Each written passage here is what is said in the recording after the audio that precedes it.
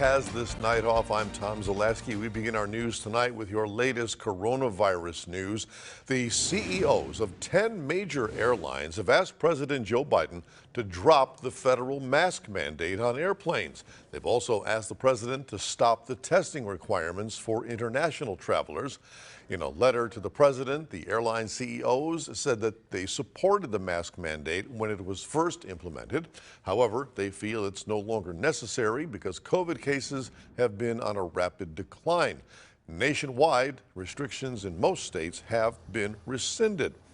However, the CDC is now reporting a new subvariant of Omicron, and many are wondering, is this something that we now have to worry about? Could it lead to another surge? Local 5's Barrett Tryon talked to some experts to get some answers. We're in a pretty good spot, but that doesn't mean we shouldn't obviously watch for what's coming. A new subvariant of Omicron is popping up in Europe and Asia. Dr. Dan Shirley says it's a lot of waiting to see what could potentially happen next. I think we're learning a lot from those cases there.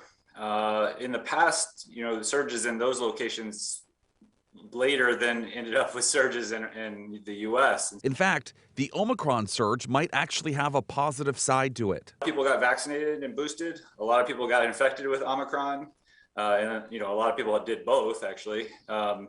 And so that does provide some short-term protection, we think. Doctors admit new subvariants will continue to pop up, but there's actually one thing that's in our favor, and that's the spring weather that's upon us. We have low enough cases that if you're in a space where you can space out, especially if it's outside or the windows are open, those things are much less risky. Dr. Shirley reminds people to remain cautiously optimistic and to be smart about what you're doing. Cases are still happening. We just need to watch for those high-risk situations and be mindful about precautions when they're needed. And not let our guard down completely. Hopefully, if we do have a rise in cases, it's pushed off until everyone's back inside in the fall. In Green Bay, Barrett Tryon, Local 5 News.